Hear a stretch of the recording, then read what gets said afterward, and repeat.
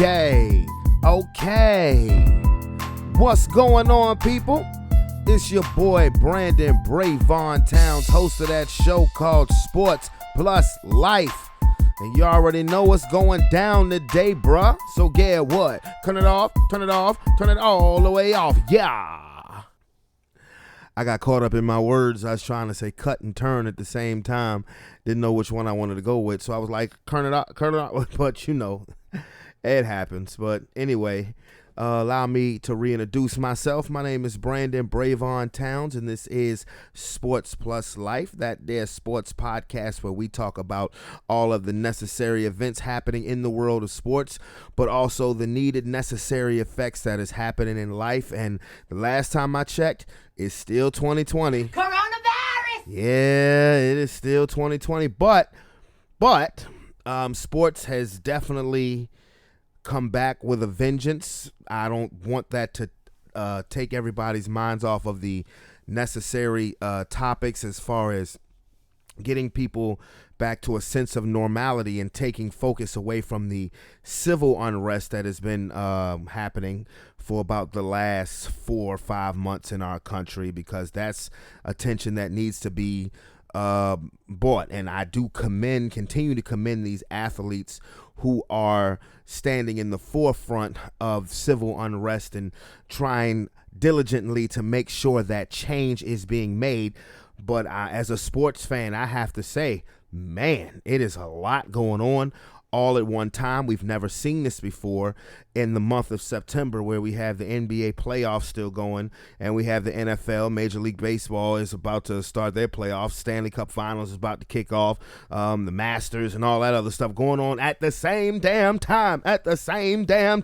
We've never seen that before. So it's so much stuff to watch. It's almost sports overload, unless you're a true sports junkie like me. Biatch. But anyway, it is Wednesday, September the 23rd, 2020. Yes, this year is flying by, but 2020 has been the year that's kept on taking. Now, for me personally, for my family personally, we haven't suffered any effects in regards to the COVID-19. I haven't missed a day of work or anything like that, so I've been very blessed in that aspect. But as far as a cultural standpoint, you know, I get emotionally invested in things like what has been happening as far as all of the civil and social justice issues. So I think if you care about that stuff, then everybody has taken a hit as far as that is concerned. But before I go on with sports, I would like to wish my dad a happy birthday. Now, I was gonna do this yesterday, but honestly, when I got out of the shower from work, I just didn't feel. I didn't feel it. I didn't feel it. I threw on the Raider jersey that I got made for him a long time ago. That still looks brand new, and I don't know. I kind of had a moment where I just was I don't want to say sad, but out of it. You know, I talked to my grandmother. I talked to his best friend, and I just was kind of like out of it, because it's just like, it's still, you know, doesn't get any easier. But yesterday was my dad's birthday, and if you know me, you know how much I miss that guy. And I'm sitting here today just for the purpose of this show wearing the Raider jersey, and it just so happened that the Raiders won on Monday Night Football, so I wasn't even mad at that. And because y'all know I'm a Bronco fan, but yeah, if you know me, you know how much my dad meant to me and how much I miss that guy, how much I really, really, really miss him. And I've gone through a lot in the 6 years since he's been gone, and I honestly feel like I feel in my soul that there would be some things, you know, with me that would be different if he were still here. 'Cause like I had to develop I always had a backbone, but even your backbone needed a backbone, somebody to lean on, you know, when you had times of uncertainty, and that was always him. So there were times there have been times since he passed that I personally have just felt lost. But, through the grace of rediscovering spirituality, I'm found, was blind, but now I see. Sexual chocolate. Y'all know me. Y'all know I gotta be an idiot. Oh, man. But without further ado, let's get to it, man. All right. Well, where to start at? There's so much stuff to talk about. I'm going to talk about the NFL, the NBA playoffs. I'm going to talk about the Big Ten's decision to reverse course and decide to go on and have a season starting near Halloween. But yes, I will first start off with the NFL. Excellent. All right, I'm going to go over, do a quick review of all of the games this past Sunday, and also give you my picks for the games coming up as Week 3 officially starts tomorrow night. And, was Week 2 devastating for the NFL. We were worried about COVID-19 possibly derailing the NFL season. The worst thing that's happened to the NFL has been the NFL itself. Good Lord, people have been star athletes have been injured, torn ACLs, it's ridiculous. It's just been crazy. Stand up and take a bow preseason. I've said this before and I'll say it again. I've heard for years now how players don't want to do preseason. They just want to totally X out preseason. You can understand why they X'd out preseason this year, but what you're also seeing is the importance of preseason. Goodness gracious, because you are not in football shape. You might have some training camp, but you ain't having no OTAs, no preseason, and it's showing. It is very much showing. Goodness gracious, the list of injuries were just ridiculous. I'll get into that in a minute, but first I'll start off with, let's see, who was the Thursday game? Was Cleveland and Cincinnati. Cleveland won. Cleveland did win. Joe Burrow is nice though.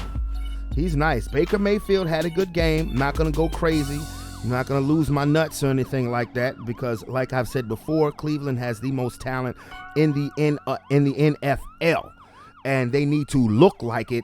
Instead of seeing Baker Mayfield on Hulu commercials, which ain't produced a single damn W yet, but they did win. Kareem Hunt and Nick Chubb both had 2 touchdowns. I'll tell you something about Nick Chubb. Nick Chubb, this is his 3rd season.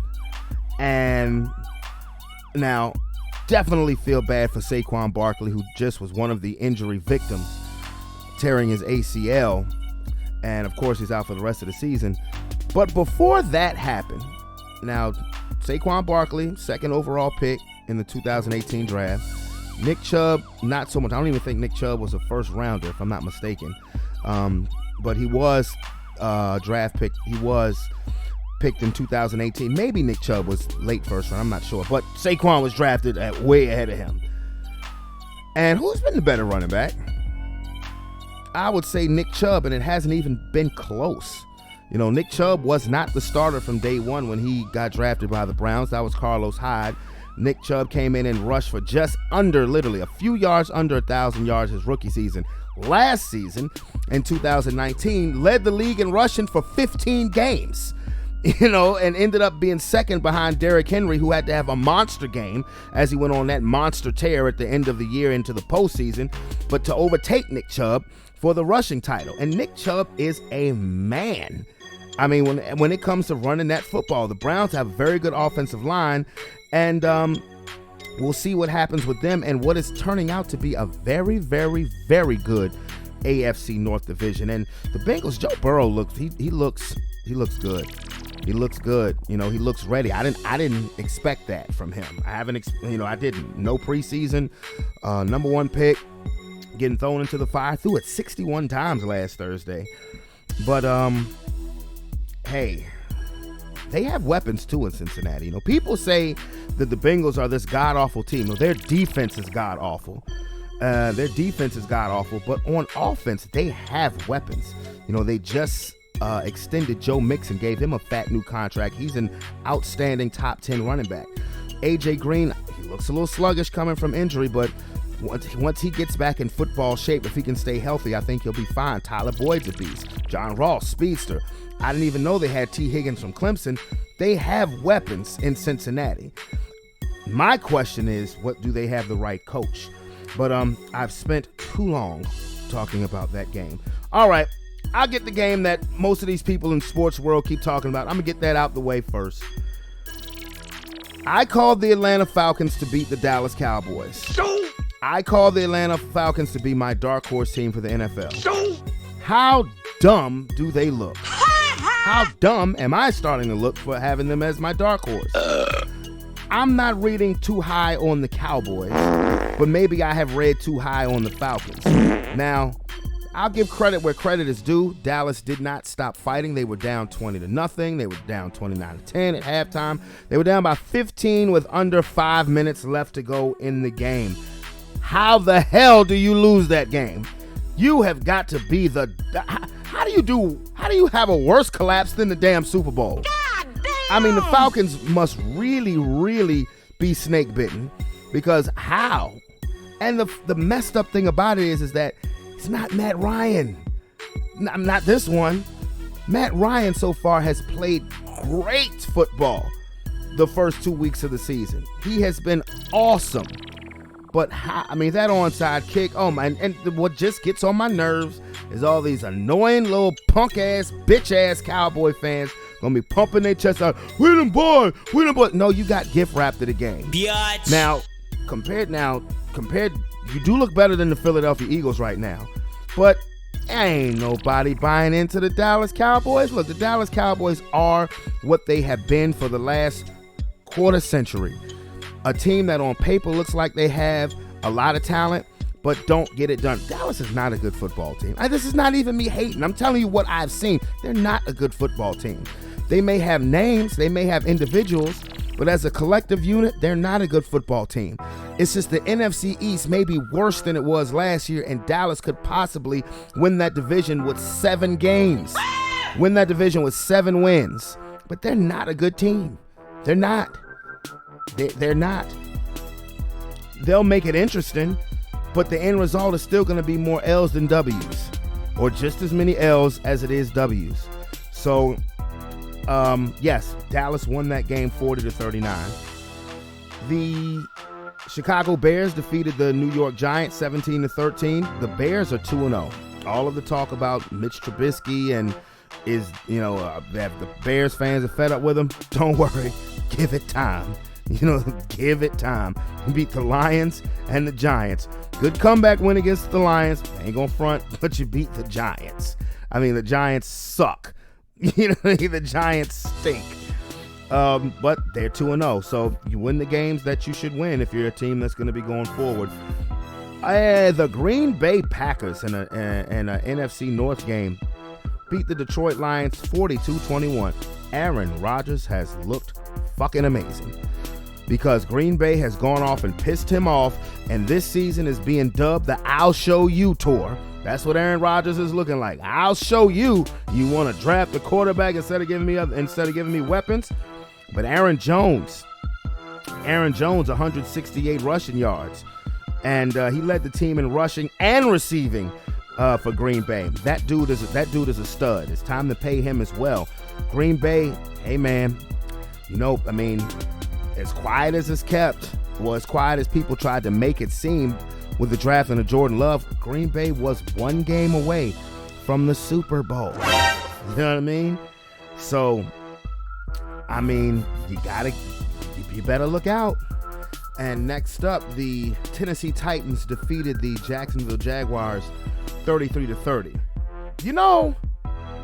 Jacksonville may be a little bit better than what we thought, because over the first 2 weeks, Gardner Minshew is making his case. He's shooting his shot as far as saying that, hey, I'm a franchise quarterback. He really is shooting his shot. And even though Jacksonville lost 33-30, They are sneaky good. They are. They're sneaky good. And the Titans, on the other hand, they're 2-0. Still don't believe they're going to win that division. Just 2 games in. Ryan Tannehill is playing better than I thought.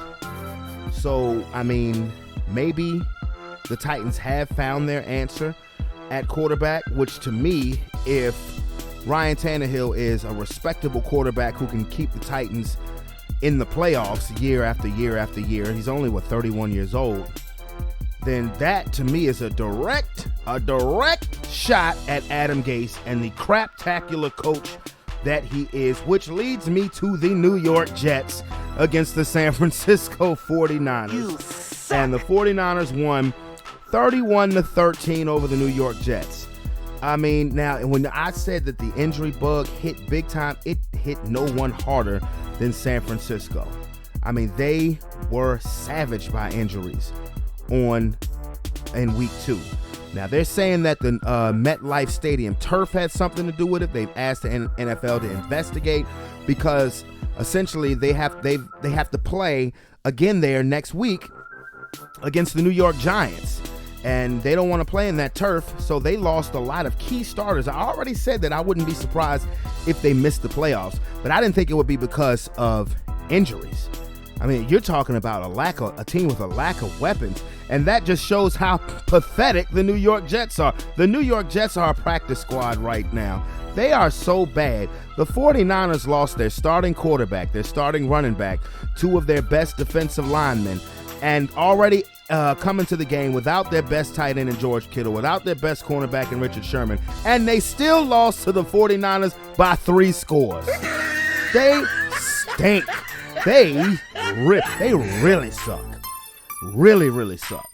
And I keep saying, what is it going to take for people to realize that Adam Gase is not a good head coach in football, in the NFL?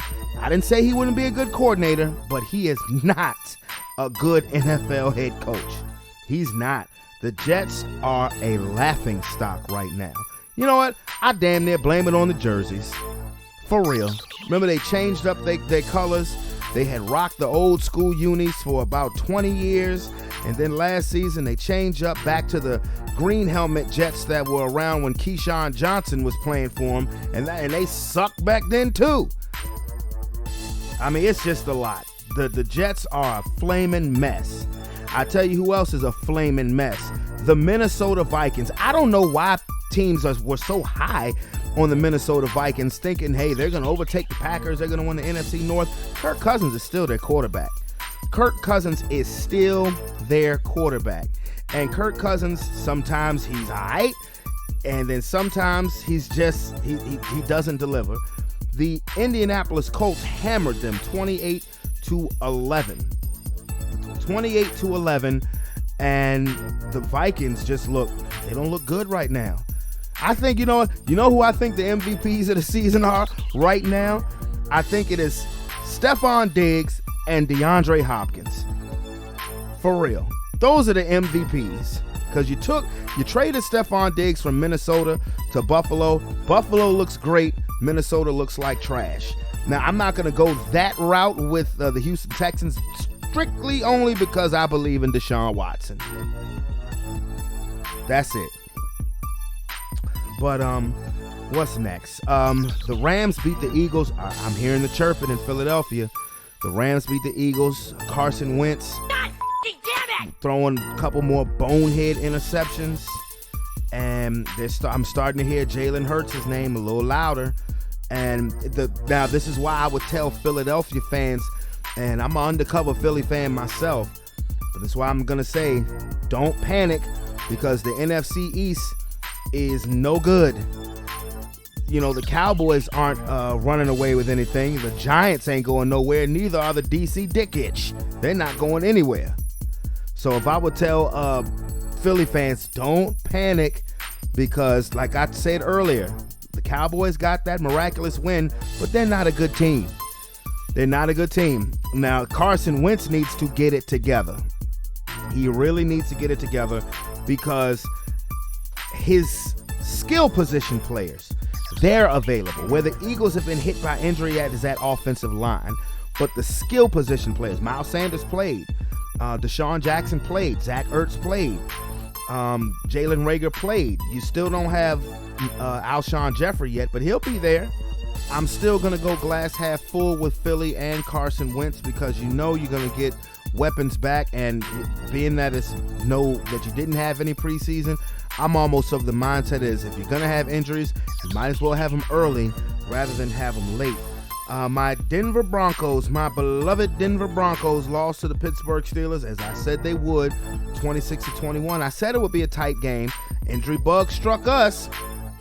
Our starting quarterback, Drew Lock, he messed his shoulder up. He was sacked by Bud Dupree, sprained his MC joint. I don't know if that's a good thing or a bad thing. We lost our top wide receiver, Cortland Sutton, torn ACL, season done. I just don't know with my football team. We're starting 2 rookie cornerbacks. You know, Von Miller's already out. Now we're without Drew Lock for anywhere from 2 to 6 weeks. Even though Jeff Driscoll actually did all right. I mean, I was actually impressed with what Jeff Driscoll did because the Steelers are the best defense in football. And it looked for a brief little time period. It was late in the fourth quarter, and we were driving for a winning score.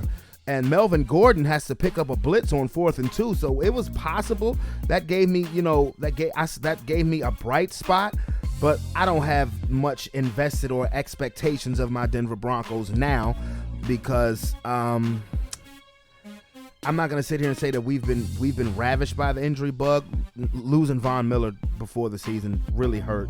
Losing Cortland Sutton will hurt. John Elway, that once great Bronco was out there, Demaryius Thomas, you should go ahead and pick him back up. You could pick him up for the cheap. He wants to come back to Denver. You should bring him back to Denver. You should have never traded him. And as far as the quarterback goes, this is what just puzzles me with Elway. He went out and signed Blake Bortles. Wow. I know he's not going to be starting. Driscoll's going to be the one starting, but Blake Bortles. Boy, Kaepernick still don't get no love. See all the all of the face value shit that be going on. Yeah, we understand that Black Lives Matter, and we were wrong for not listening at first. Still won't get it. Still won't give Cap a workout. Not even a workout. That's crazy. But the Steelers, they pulled away eventually. Roethlisberger had over 300 yards. That division is the AFC North, as I said earlier. Very interesting. Very interesting. And the Tampa Bay Buccaneers defeated the Carolina Panthers 31-17. Teddy Bridgewater threw for almost 400 yards. Tom Brady had a couple of touchdown passes. Leonard Fournette ran for over 100 yards. Tom Brady looked great in the first half, but then looked ordinary in the second half. And that's going to happen. I'll get into that in a minute, but that's going to happen. I think what you're seeing, Tampa Bay has great players around Tom Brady, which is what he needs, because Brady, at least for the first 2 weeks, and you can say they didn't have any preseason, no OTAs, that's fine. That'll work for now. But so far, Tom Brady has looked a little old, and he is old by NFL standards. So, you just didn't expect it to happen because you've seen Tom Brady not look old when he's gotten old by NFL circles. Even though I'll say this, Tom Brady hasn't been an elite quarterback since 2017. And I know that the Patriots won the Super Bowl in 2018, but basically what you did was you literally came full circle as far as Tom Brady's first Super Bowl in 2001, when he was just a game manager and relied on a run game and a great defense, and coincidentally beat the Rams in 01, Spygate. But that's what happened in 2018. Brady wasn't an elite quarterback in that year, the last year that New England won the Super Bowl. They had the same record as back in 2001, 11-5. Brady game managing, great defense, strong run game, led to another Super Bowl win, oddly enough, over the Rams. And last year, Tom Brady again was a game manager, and the Patriots were the beneficiaries of having the easiest schedule in the NFL the first 8 to 10 weeks of the season. So you might not get, you're going to see greatness of Brady come in stretches, but not the consistency that you are used to seeing. But Tampa did get off the schneid, so now they're 1-1. The Cardinals, I said last week, if the Cardinals were going to make steps forward, they have to beat a team like the DC Dickish. They did. They beat him handily. Kyler Murray is going to be in the MVP discussion. And Arizona has a pretty easy schedule for the next 3 weeks, so they should be, like I said, if they're a team that's moving forward, then I believe they're going to take the place of San Francisco. Not saying they're going to the Super Bowl, but as far as a playoff spot, maybe not winning that division, I think Seattle is going to do that. But I do believe as one team falls all out of the playoffs, the 49ers, I believe the Arizona Cardinals will step in, and you have the extra playoff spot. And I mean, hey, and if you're a fan of the DC DIs, you're still tied for first place, silver lining. And also another late game, overtime in LA. The Chargers narrowly lost to the Kansas City Chiefs. Now, if you watch that game in overtime, 3rd and 1, even if you're at your own 30, Anthony Lynn, you got to show some nuts. You have to go for it. You're kicking, you're punting it to Patrick Mahomes. You should have known you weren't going to see that ball the fuck again, and all they needed was a field goal. Now, granted, it was a 58-yard field goal that beat you, so, I mean, it is what it is. But Chiefs stay undefeated. Chargers have a good defense, though. And in another late game, Baltimore kicked the crap out of Houston again. Remember, Houston was my dark horse out of the AFC. It's going to take some time with new receiving core and no preseason. That's all I'm going to say. Baltimore looks great. They look great. They have a major league matchup this week on Monday Night Football. And the night game, boy, was that a show.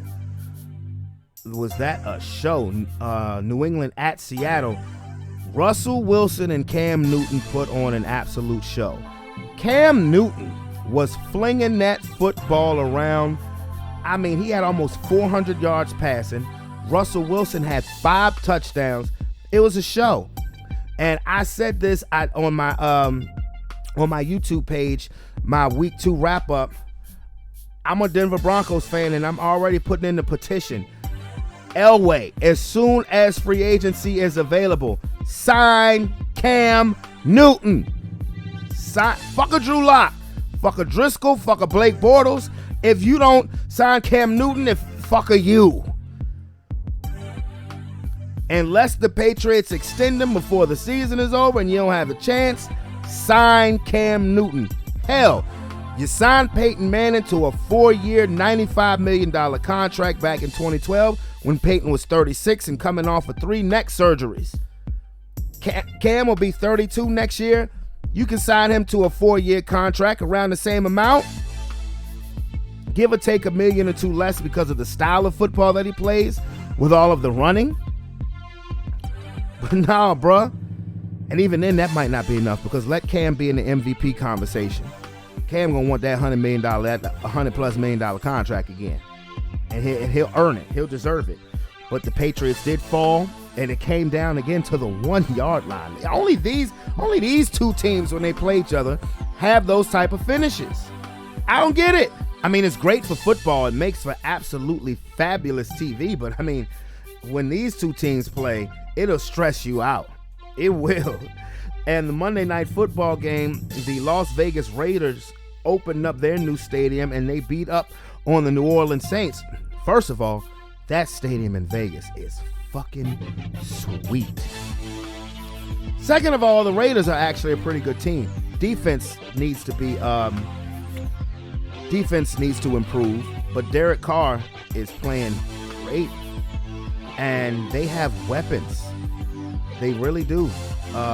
Josh Jacobs, that running back, is a stud. Darren Waller, their tight end, is a stud. I guess they're probably hoping that their first-round draft choice, Henry Ruggs, will emerge as a number one wide receiver, but you do have a very good slot receiver in Hunter Renfrow. So while everybody looked at John Gruden and tore into his ass for trading Khalil Mack and Amari Cooper, Raiders are doing pretty good. He's got them headed in the right direction. As for the Saints, everybody's saying that Drew Brees looks old. He does look old. Like I said, the no preseason thing will work for the first quarter of the season. But once we get into week 5 and we're not seeing any type of arm strength or accuracy, you know the chirping is coming. You know, you just signed Jameis Winston, but but Drew Brees and Tom Brady, like I said, they're going to have spurts of greatness. It's not going to be the consistent thing. Luckily for them, they have the talent around them to possibly overcome that. You know, it's like Peyton Manning in 2015 when we won the Super Bowl. You know, we started out the season 6-0. All of our games were close. Peyton was throwing interceptions. And they're like, hey, you know, is the sheriff getting old? And then what happens, you get the Sunday night game against the Packers, which was the worst game of Aaron Rodgers' career. I mean, Von Miller and DeMarcus Ware just gave him hell. And not only that, Peyton Manning looked like Peyton Manning that we had known and loved. But that was for a game. You'll get flashes of that with Brady and Braze. Now, it's great that, you know, you're seeing these guys in their early 40s and Tom with the avocado ice cream and shit. But what it is, I mean, yet the fact that they're taking great care of their body, that's great. But really, why they're still able to play this late, you know, into their career or extend their career into their 40s is because of the rule changes. You know, everybody wants to stay out the TB12 brand and all of this stuff. Bro, it's the rule changes. The fact that, you know, they are so protective, particularly of pocket passers. If this was the 90s, both these motherfuckers would have been retired. A long time ago. So that is the games. That's all of the scores. And my takeaway from week 2 in general, again, is damn, the injuries. Nick Bosa gone for the season. Saquon Barkley gone for the season. Cortland Sutton gone for the season. Jimmy Garoppolo, high ankle sprain, may possibly play. Christian McCaffrey out for a month. He's on IR. It's just crazy. Big time, big name players. I mean, it's crazy, but as far as the games go this week, the Thursday night game tomorrow night is Miami at Jacksonville. You know, I would not be surprised to see Jacksonville win this game. And if Jacksonville wins this game, you might be seeing Tua. Matter of fact, if Jacksonville is kicking their ass near the end of the game, you're going to see Tua. As for the Sunday games, you got Chicago at Atlanta. I don't even know if I want to pick the Falcons anymore. I mean, for real. I don't know. And it's like I said, it's not because of Matt Ryan. He's played great. Their defense is horrible. Another coach, Dan Quinn, whose specialty is supposed to be defense, but his defense stinks. Somehow he still has a job. Ain't that a bitch? But I'm going to go out on a limb because I don't believe in Mitchell Trubisky either. The Falcons know they need to make up from that shit that they pulled in Dallas. So I'll pick the Falcons.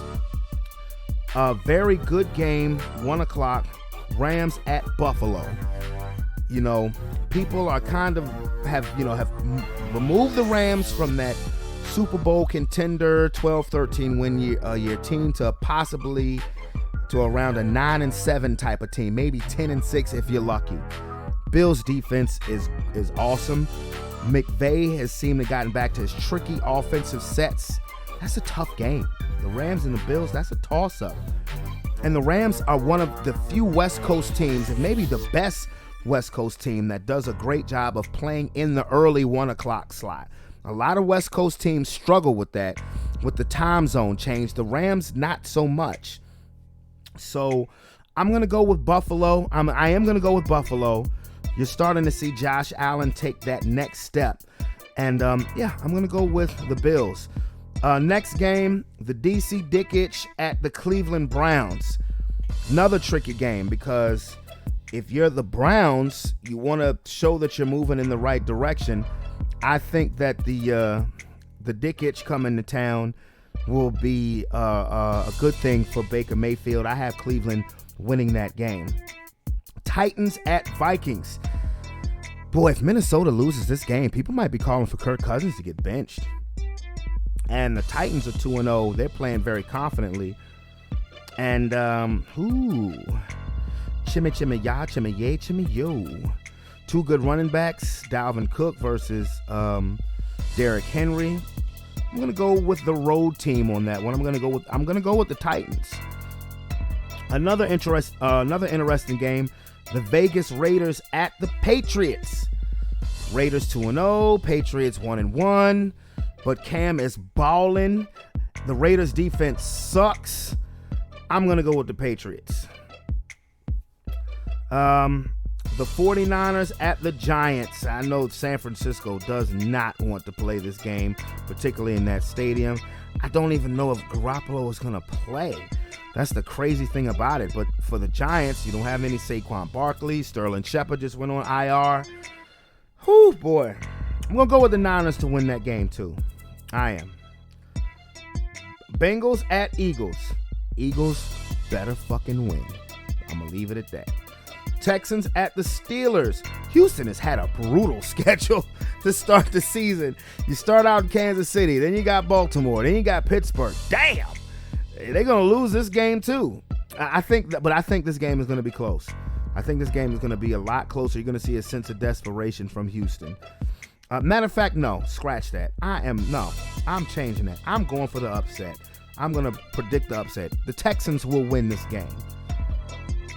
Jets at the Colts. Like I said, the Jets are a practice squad team. The Colts will win this game fairly easy. Panthers at Chargers. Panthers just lost their best weapon. They do quietly have some good weapons, particularly the receiver position. But I don't know is it going to be Justin Herbert or Tyrod Taylor? I didn't even talk about that when I talked about that game, how Justin Herbert got the start because Tyrod Taylor, the team doctor, punctured a lung trying to give Tyrod Taylor a painkiller for a cracked rib that he has. But Justin Herbert came in and played very well against the Chiefs. And the Chargers have a great defense, so I like the Chargers. Tampa Bay at my beloved Broncos. As much as Denver has been a house of horrors for Tom Brady, not anymore. We're starting two rookie cornerbacks, Mike Evans and Godwin, who's back. They're going to have a field day. I hate to say this, but Tampa's going to win this game. Detroit at the Cardinals. You know, they played to a tie last year on the first game of the season, if I'm not mistaken. I believe they did. Yeah, they played to a tie. And it was in Arizona, if I'm not mistaken. But I like Kyler. I think the Cardinals are going to win. Dallas at Seattle. Seattle. Sitting these bitch-ass Cowboys back under the rocks that they belong under with another loss.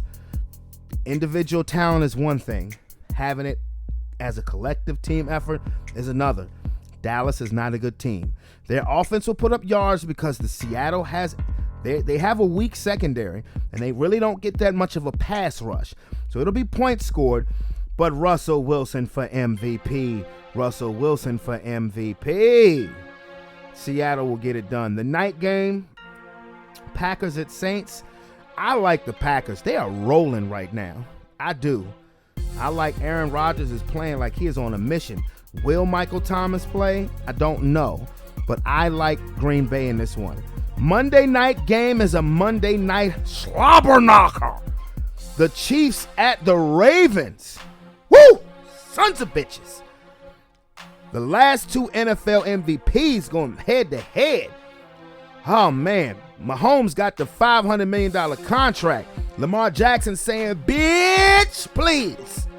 I want that $500 million contract. Plus, I want $50 million more. Watch this. I'm going to go down and score. I'm rolling with the Ravens because of ball control. Because of ball control, and they have a better defense. Y'all like that, didn't it, bitch? All right, well, that's my take for the NF of the L. Now I'm going to move to the NB of the A. Conference finals games. Both are have completed 3 games, excuse me. Last week when I did a show, I believe it was that night it was game 7 of the Clippers and Nuggets, and I said that the Clippers better win, otherwise they would totally screw up the NBA's plan of an all-LA Western Conference Finals series that had been pumped into our brains ad nauseum since the time that Anthony Davis was traded to the Lakers and Kawhi Leonard and Paul George signed with the Clippers. Well, the Clippers fucked it all up as they got their asses handed to them by the Nuggets, who have just been the comeback kids of the bubble, coming back from their second 3-1 deficit in the bubble during the playoffs, a feat that had never been done before in NBA history. No team in history had ever come back from 2 3-1 deficits in the same playoff season. So, of course, simultaneously, the Nuggets dropped the first 2 to the Lakers. Game 2 was won by the Lakers on an Anthony Davis buzzer-beating 3-point shot. But then last night was Game 3, and the Nuggets got into the series, and they won. They beat the Lakers by 8. Jamal Murray, who has emerged as a superstar, had 28. Joker had 22. And the Nuggets, for all intents and purposes, probably feel like they should be up 2-1.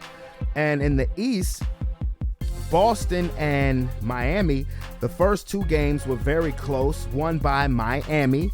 And Boston came back and handled their business in Game 3, and they play Game 4 tonight. I said last week that the NBA's worst nightmare would be to have a Nuggets versus Heat NBA Final Series. I believe that the bubble would be totally shut down if that happened. Now, of course, I'm a Laker fan. I'm a born and raised Laker fan, and of course, I want to see the Lakers win, particularly on the strength of Kobe. But if the Nuggets are a better team, then it is what it is. And people put so much on, the ratings, what people want to see. And I get it. I understand that. But like I said, the Nuggets probably feel that they should be up 2-1. And they're confident. So the Lakers better not F around with them, because the Nuggets have proven to us that it's not over until it's over. Biatch. With them. That it ain't over until it is over with the Denver Nuggets. And, Jokic has been giving Anthony Davis some work, particularly since Game 2. Anthony Davis had 27 points last night, but had 2 rebounds. 2 fucking rebounds, and you 6'11". Come on, bruh. Get it together. Now, your game-winning shot was dramatic, especially I love the way that you called Kobe after you made that shot. But you can't mess around with the Denver Nuggets. You just cannot. We don't know those names. The names of their players are not household names. In basketball circles, people know who Jokic is and Jamal Murray. But as far as a national level, as far as a national level, ain't nobody. They're getting familiar with Jamal Murray and Jokic, but nobody knows who Torrey Craig is, or Gary Harris, or PJ Dozier. Nobody knows who they are. These dudes can play. Michael Porter Jr., who, if he gets on a roll, oh Lord, I don't know what LA is gonna do. Because he's to me, he's the X factor. He really is. Michael Porter Jr. If he gets hot, if he gets on a roll, then the Lakers are in trouble. Now, as far as the East goes, the East games have been so epic. They have. The block by Bam Bam on Jason Tatum at the end of Game 1, when he was trying to dunk it, and just Bam said no, sir. The East has been fun to watch.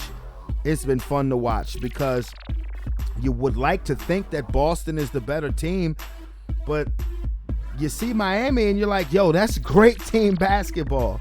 That is great team basketball. And you almost root for them because, they're just so blue collar about what they do. Bam Adebayo is like a mini version, like a slightly smaller version of Dwight Howard, when Dwight Howard was in his prime. Jimmy Butler, ever since Kobe retired, I said my two favorite players in the NBA were Russell Westbrook and Jimmy Butler because they dogs. They get after it. They definitely get after it, and, you know, they love the competition, and they'll look you straight in the face and say, what you gonna do about it, biatch? You know, so it's been epic. Definitely been epic. Like I said, the league would piss its pants if it was the Nuggets and the Heat. Of course, most of the general public wants the Lakers and the Celtics, or the Lakers and the Heat. You got South Beach versus Venice Beach, LeBron versus his old squad. But they don't want the Nuggets in there. That's for damn sure. So, you know, we'll see what happens. And now on to the news I was going to talk about in regards to the Big Ten. I'm pretty sure you guys know that they've decided to backtrack from their original position of saying they weren't going to have any fall sports, which included college football. But the pressure has been on, and now, you know, they said that they've, you know, this new form of testing, it'll be constant testing. And because, you know, other conferences have been playing, the ACC has been playing, the SEC starts this weekend. Big Ten is saying, the hell with it. You know what? Why don't we start near Halloween? And you know what's just crazy to me is, for one, I've said this before, these people need to stop valuing money over these student athletes' health and safety and long-term health, because this is nothing but a money grab. It is. And my thing is, and this has been my position, it's going to continue to be my position, the players totally missed the boat. The student athletes totally missed the boat, because if this hasn't shown to you that college football is a business, that they could give a damn about the student part and the athlete, it's rearing its head right now. These conferences are doing this for a money grab. These kids they're supposed to be amateurs. This is a professional business. And what I've been saying is, okay, if you choose to play college football, then you need to get paid. I don't give a damn how big or how small your conference is. You need to get paid. And if you're saying, well, that's exploiting the NCAA, you motherfucking right it is, because the NCAA has been exploiting these college athletes for decades upon decades upon decades, $1 billion business. Now you're asking these student athletes, and a lot of them want to, but like I said, they've missed the boat. You want these student athletes to potentially risk long-term health, short-term health with the COVID-19, you know, because it's being seen as, oh, well, you know, they're young. If they catch it, you know, they quarantine 14 days, get rid of it. But it's been said this could have long-term effects for people who catch it.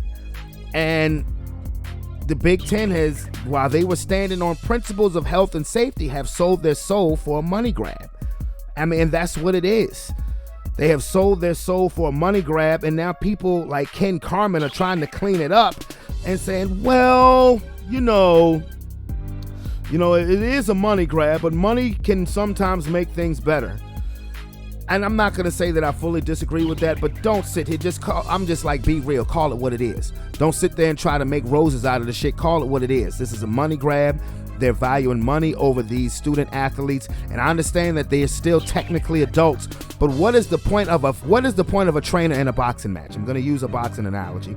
To get the fighter prepared, but if there's a risk, a hint of danger that could cause long-term effects, you stop the fight. Sometimes, in other words, sometimes you have to save the athlete from themselves. Every football player who thinks they have a concussion still wants to play, but you have to save the athlete from themselves. So maybe the best thing, and like I said, I don't have a problem with the pros deciding to play because they're getting paid. I'm a sports fan. Of course I want my football. Of course I do. But the professional athletes are getting paid. And you're exploiting these college kids for your own money grab, not really giving a damn about what the long-term ramifications could be if they contract this virus. There's already been several college football games that have been postponed because too many players have already caught the virus. And it's like, we're going to move forward. Like, you know, we're going to move forward. So it's just crazy to me. And it just shows you the lack of morality in this country. It shows you the true priorities and value of this country. It's not human life, it's currency. And that's pretty sad. Pretty sad. It really is. Truly, it is. And speaking of morals, one officer was indicted by a grand jury for the killing of Breonna Taylor. One. But they didn't charge the officer with any type of murder charge. And again, none of the officers who killed Breonna Taylor were charged with murder. One officer was indicted, and his bond was set for $15,000. You talk about a slap in the face. I mean, for real. WNBA player LaShia Clarendon said, "This is why police need to be defunded and ultimately abolished. We time and time again hope for a sliver of justice, but why would we get that when the system is designed to protect the very folks that are murdering and terrorizing us? This isn't a bad apple, it's a rotten tree." That was sent at 1:57 p.m. today. Preach, LaShia. Preach. Because that's terrible. They may have settled for $12 million for her death, the city of Louisville. But what is that? That's still not going to bring her back. Justice, so it's still a lot of stuff that needs to be worked on. All I can say is just go ahead and vote, because one thing I'll say about this election, you will really know if your vote really counts with this election. I'll just leave it at that. And with that said, what a buzzer. Well, my folks, we are closing in on episode number 100 of Sports Plus Life. And it's been fun. A show that started Thanksgiving of 2018. We're almost at our second year anniversary. So I hope everybody enjoys it. And I hope everybody enjoys their day too. Be safe as possible. And it's fall, man. It is fall. Fall has definitely hit. It's like as soon as school let back in, it was like, nigga, put a jacket on, because it's been chilly in the morning. But anyway, it's your boy, Brandon Brevon Towns. If you have not hit that subscriber button, definitely hit it and become part of the Sports Plus Life family. I'm out this bitch. Peace.